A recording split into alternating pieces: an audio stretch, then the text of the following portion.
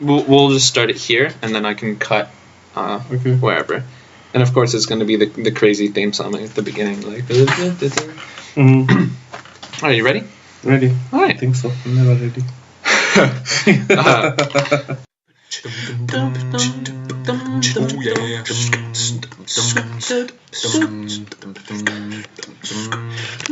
It's Martin and Michelle talking tech and heritage education. That's right, it's the M&M podcast.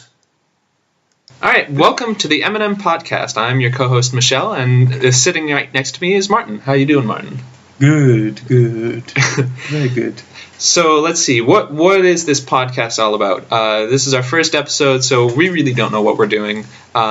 But here's the general idea. The title, The M&M Podcast, actually means a lot. The word the, THE, represents the three different topics that we want to talk about. So technology, heritage, and education.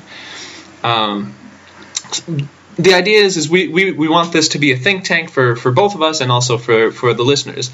That also means that what we say may not be 100% fact, but comes from at least the knowledge and experiences that we've had in our lives.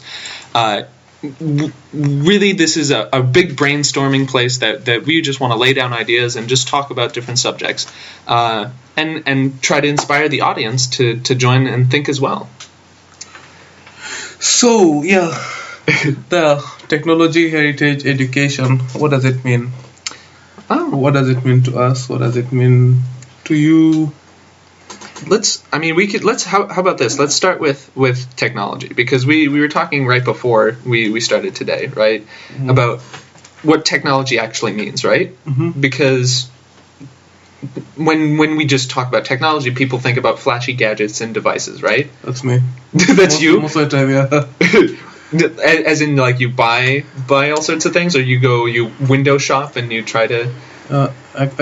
Sometimes I spend 2 to 3 hours in an electronics store just walking around, looking at things, touching them. The attendants don't really like it, but I can't help it. It's easier than... It's more cost effective than purchasing all of them. Right, and you get to admire from afar and touch the actual objects while wishing that you had it at home. Yeah, thinking how much it would make my life more awesome. Usually not the case, but yeah. Temporarily. But yeah, what were you saying? You're saying that earlier you were saying that technology doesn't necessarily mean these flashy gadgets or toys, right? Yeah, exactly. So in thinking about technology, I try to look it up and find out what do the experts on language think about technology. What do they say technology is, other than flashy gadgets? So in the Merriam-Webster dictionary, online at least, it says technology is the use of science in industry, engineering, etc. to invent useful things or to solve problems. So in another definition I found was the application of scientific knowledge for practical purposes, especially in industry. So this means that technology from an academic or scientific perspective involves science. Yeah. Right, yeah. It has a lot of science in it, and it's the application of science to make life easier. Basically, not just making life easier, but coming up with creating things that make life easier, make our lives easier or better, more bearable, so right. to say.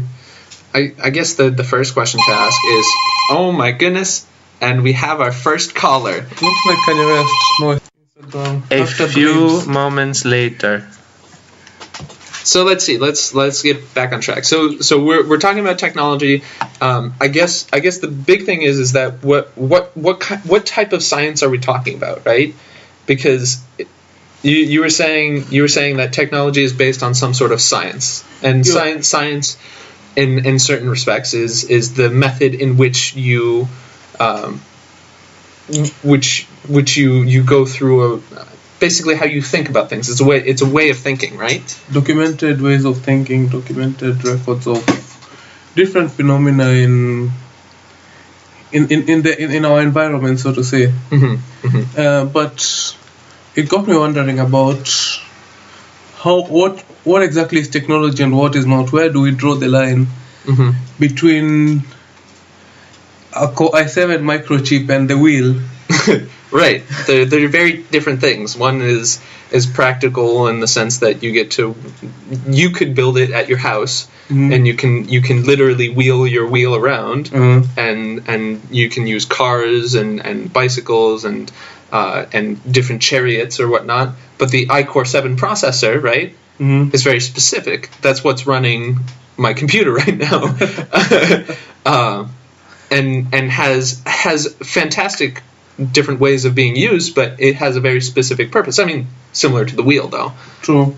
Yeah. So, in line with thinking about where exactly to draw the line about what is technology and what isn't, I was thinking the definition either needs to be expanded, or we need to expand our thoughts or expand the scope of what exactly is technology in going way back, because everything has an origin, and if we have technology today, there must have been some form of technology in the past, Right. which you might consider to be primitive, but back in the day, the guy who had a square wheel looked at the guy with the round wheel and he was like, wow, that's like state of the art, I want one like that.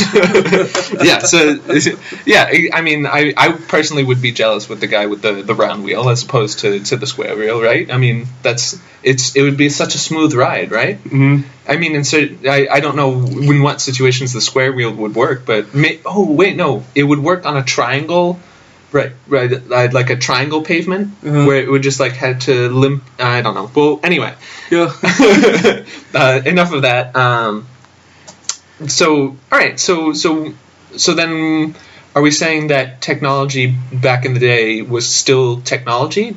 Does it have a scientific basis in it, or would you say those are not mutually exclusive? Those are two separate areas, right? That might lead us into some of what are they called?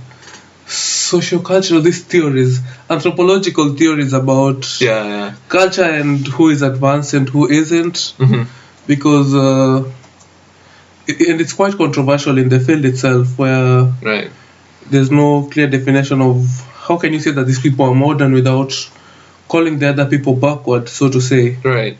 So because in a very closed-minded view of the world, right? I am a white dude from America, and you're a black dude from Kenya, right?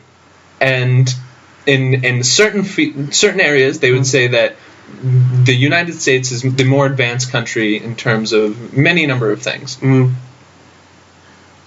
Right? true. So yeah, exactly, and that's because they have a lot of stuff which works for them, which seems to work better, which is more documented. But like, I'd say in the world stage, or in the perspective of many people across the world, especially in the West, you'd say that from a developing country, we're not yet modern, we're just heading towards being modern. We're heading towards being industrialized, as opposed to before, where we're just we are dependent more on agriculture and living off the land, as opposed to living off technology, as they say. Right. But and that's, for me, that's hilarious, especially since I know you, because you are the most technology oriented person that I know, at least within the city.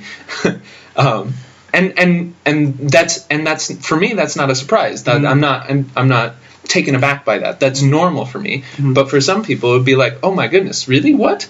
And it's incredible, because that's not how the world works. But it's funny, because there's plenty of places at least in the United States and in what you would call developed countries that have locations and have places that really would be considered behind on either technology or advancements or even health. It depends on a lot of things. Exactly, it does, and it also depends on the context and what they consider to be science. Is it only science? Science itself is an English word. Yeah. So it got me thinking, like, most of my knowledge base, like, I got educated mostly in English, a bit in Swahili. But so most of my ideas are based on and restricted to literature I can get in English. Right. So does that mean that something that might fit into science but is existed in my culture, Right. in in a traditional setting somewhere in Kenya, would that be considered technology, so to say? Right. There people would predict rain, leave alone the witchcraft and everything, but then people would have ways of doing things, have ways of Approaching situations. dealing with life on a day-to-day basis, Right. constructing houses, Right. temporary houses out of cow dung, soil, And hay. and hay and some sticks, and they survive, and they're some of the most resilient people in my country. Talking about the Maasais, the pastoralist Maasais, Yeah. or nomadic Maasais, that is. They have their ways of doing things. They have their spears, they have their Yeah. traditional way of life, and they have their own gadgets, so to say, which help them move on from a day-to-day basis, help them survive on a day-to-day basis. Is that considered technology, or is it just traditional? And traditional Right. and technology seldom meet. But Yeah. if you take someone if I pluck Michelle from Massachusetts and Yep. take him somewhere and tell him he's gonna stay in the bush somewhere in a national park in Kenya for say 6 months, Yeah. he's probably gonna watch Doomsday Preppers and Well, maybe. I mean, I'm just kidding. Because that's what sometimes I see. I used to watch a lot of it back at home before I came to Germany, Mhm. and they have all of these forms of technology, Yeah. things that would help them cope in the bush. Right.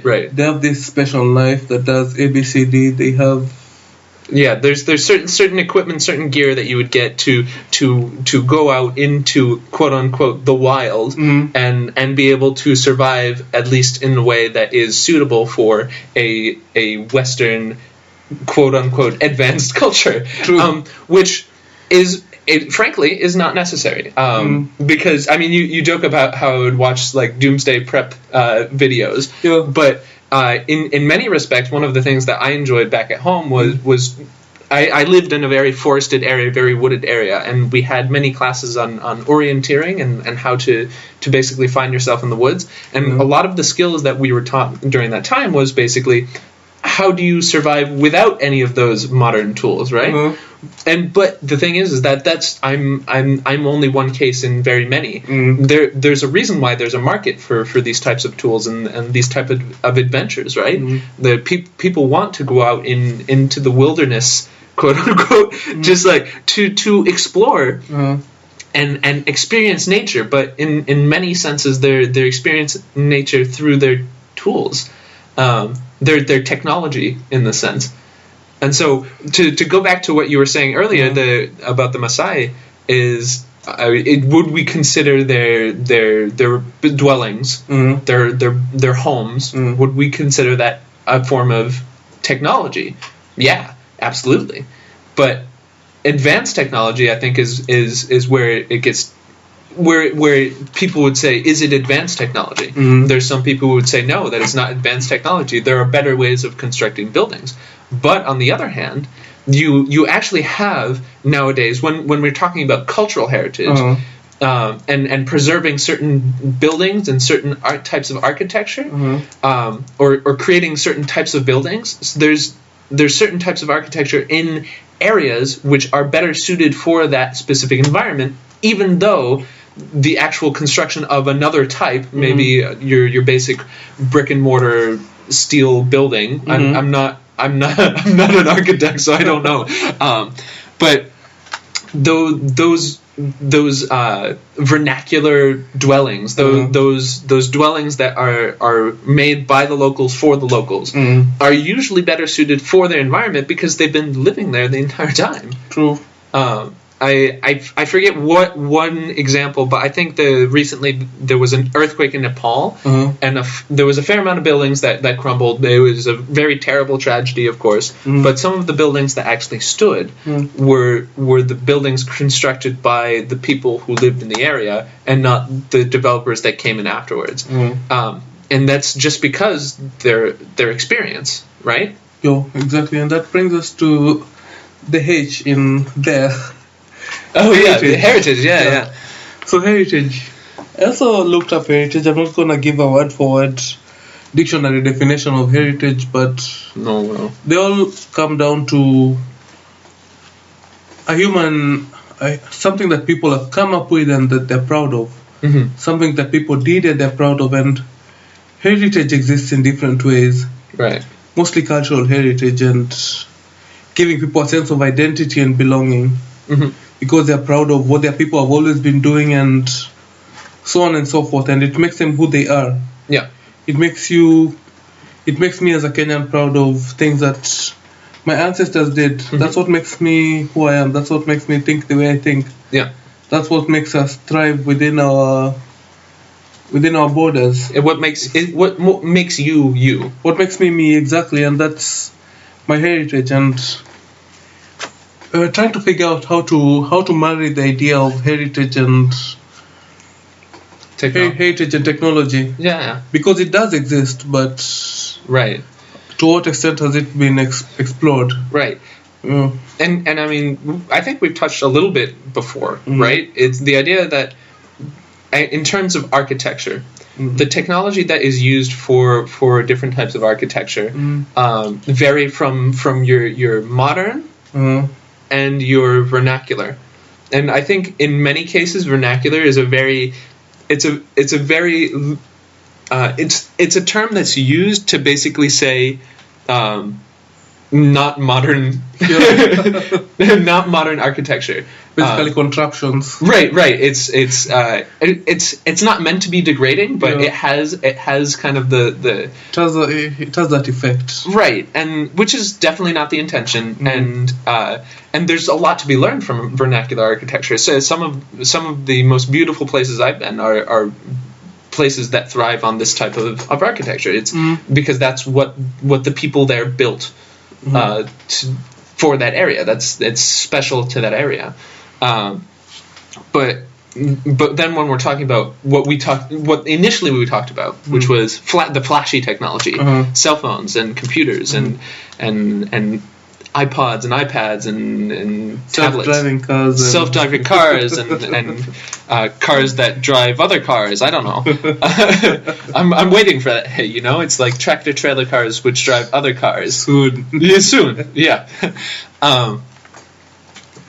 When we're talking about the higher technology, in this case, the flashy, the stuff that's been developed within the past 20 years, right? That type of technology is a little bit more difficult to see integrated into heritage, True. right? Because then you're talking about how does my cell phone enhance or improve or match with what heritage I'm looking at right now, whether it be an old building wall or a pastoral landscape or whatnot. So going back to how far technology and heritage go back, it's hard to put it in perspective when we think of the last 2 decades. But if we think of the last, say, century or 1.5 centuries, there's so many mundane inventions that came up that if we look at them today and the functionality, we'd easily just brush them off. Oh yeah. But as humans, how far we have come with those it's really amazing. 2 days ago, I was watching Modern Marvels. It's a show.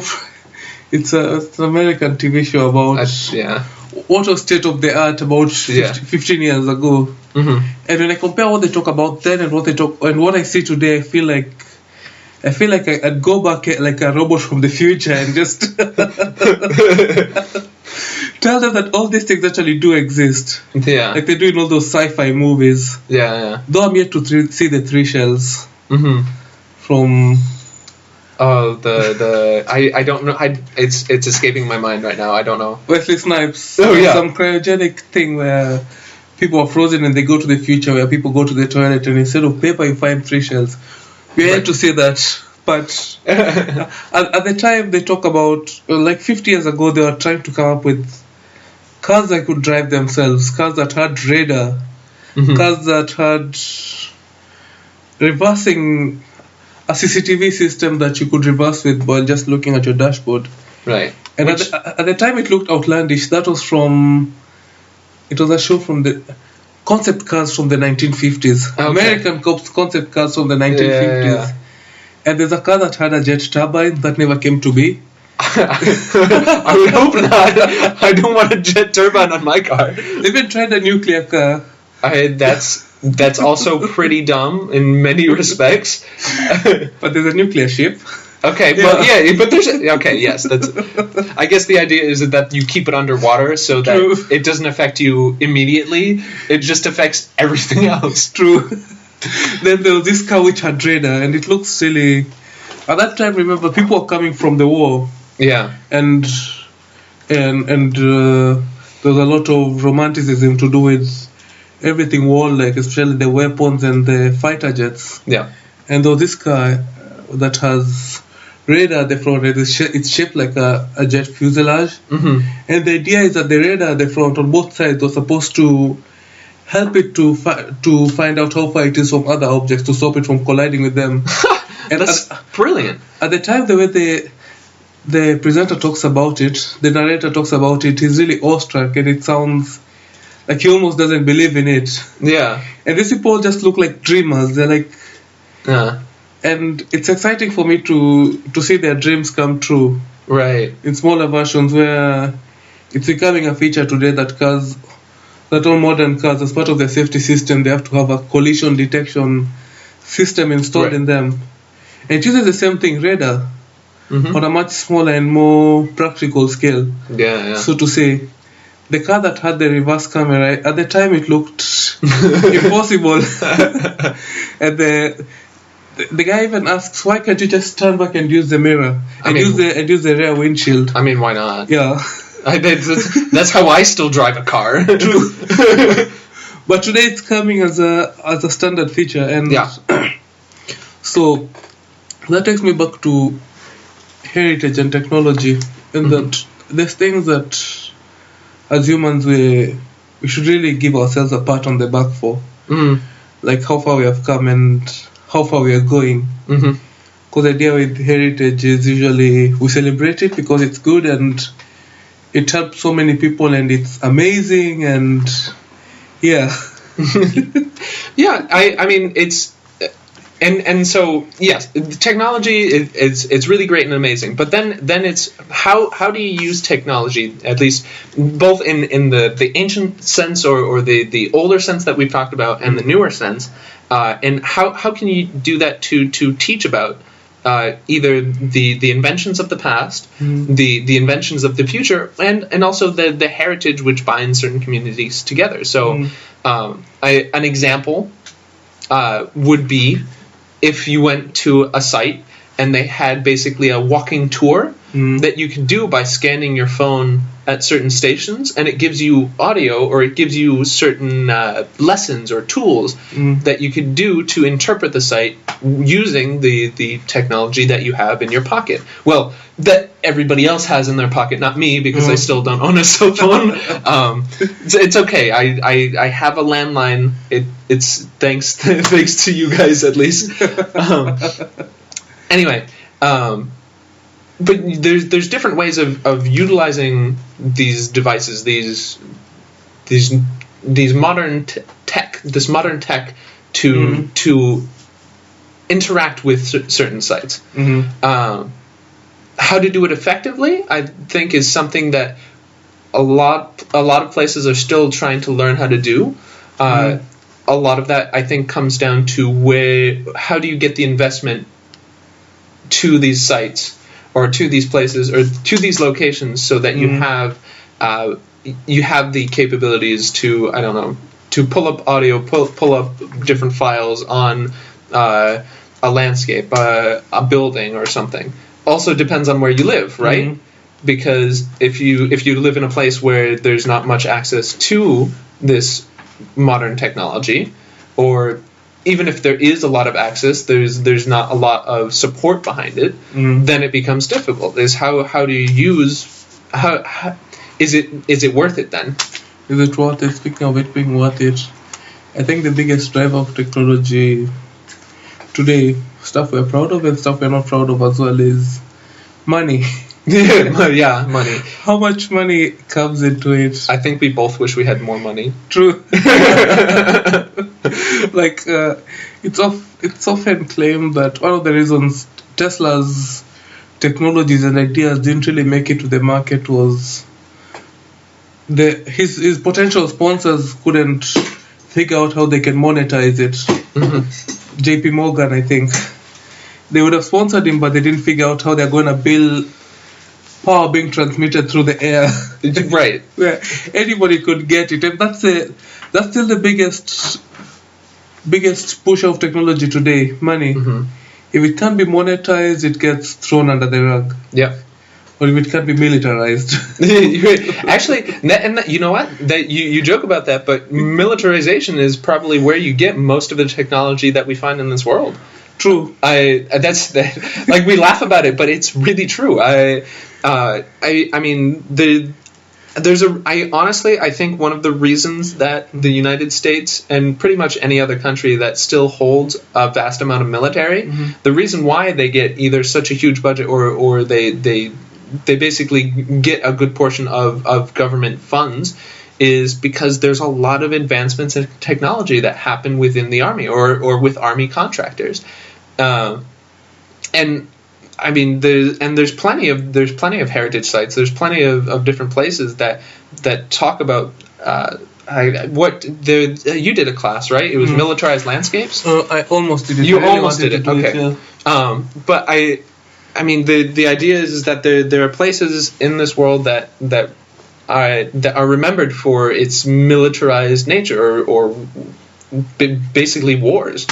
Something that is not great, but ends up having huge advancements in technology almost time and time again. I mean, I know at least within the United States, once World War II ended, basically there was a huge workforce that came back. The industry had already been rolling, already been booming, and basically from there there was a need for a housing market because all these folks were coming back from the war and they needed someplace to live. Different centers, urban centers, were developed specifically for that. And that, of course, leads into a bunch of other discussions about how the racial problems and divides that happen because of that, and the communities that develop it because of that. But that's for another topic later.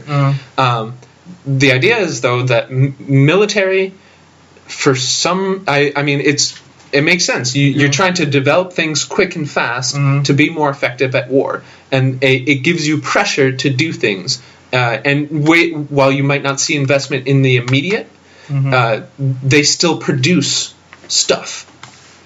So, speaking of that, as sad as it sounds, does it mean that without World War I, without World War II, without the Cold War, would we still be using the phones that you dial with your finger and just? I mean, would we still be way back? Would we have the internet, so to say? Right. Would we have encryption and decryption and I mean, would we have gone to space? Actually, that's a good point because because during the Cold War it was like who can get satellites into space. That's so true. Yeah, I mean it's really incredible just to think about when you have an enemy, how much harder you work.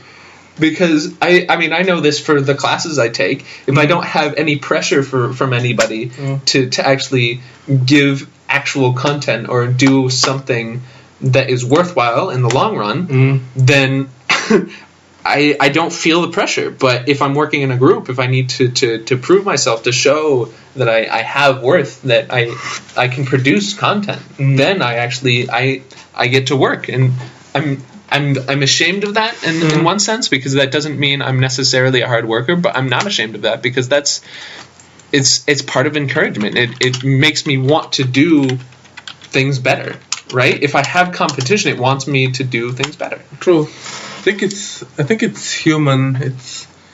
It's human nature, and my mind has gone back to some months back when we had an argument in class about war, and just about it was in a globalization class and how the world came to be. Yeah. And there's a number of philosophers, most of them German, Mm-hmm. having different perspectives on conflict and war. Yeah. And one of them said that in all of this craziness and everything, I don't remember the name, I'm going to try and find it out. Yeah. He or she said that war there's always some good that comes out of it, whether we like it or not. Yeah. And it's bad to say it because when we think of war, we think of there's the awful things. There's the Holocaust. There was internment in the U.S. There was Yes. Oh, yes. There's so many other genocides that happened. Yeah. And oh my goodness. No. Speaking of education, though, Mhm. there's this is pretty much the case in most countries, Mhm. but internment in the U.S. Mhm. is not something that's spoke about often. It's just It's hush hush. it's hush hush, and it's not. Sequestering. I learned that word recently. Someone wanted to sequester Something. Some U.S. governor wanted to sequester Syrians.